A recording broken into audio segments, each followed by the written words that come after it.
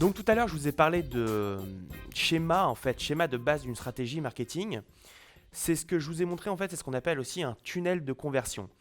D'ailleurs, on représente souvent donc le schéma que je vous ai montré tout à l'heure, c'est-à-dire la génération de trafic qui se transforme en leads, qui se transforme ensuite en client. On le schématise bien souvent par ce fameux tunnel, c'est-à-dire que on a tout en haut la première étape de cette espèce de schéma, et puis tout en bas le résultat final.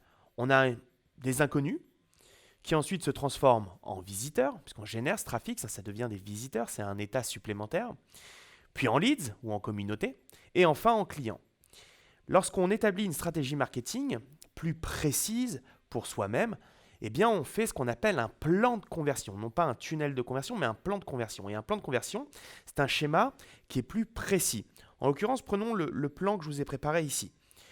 Étape numéro 1, les visiteurs arrivent soit sur un article de blog.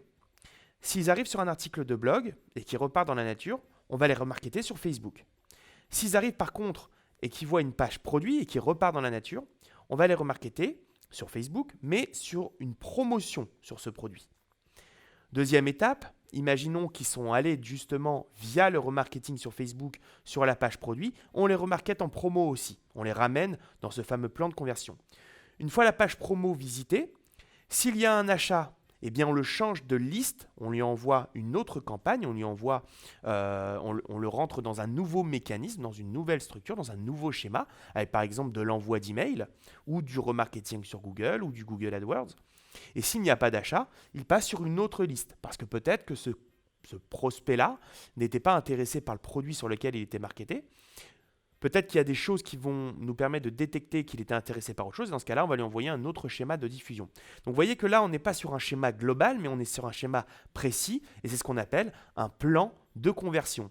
L'idée pour vous, eh bien, c'est d'essayer d'imaginer, peaufiner, travailler sur des plans de conversion. Vous avez un schéma global en tête, un tunnel, et puis petit à petit, vous allez ramener de la précision dans votre plan de conversion.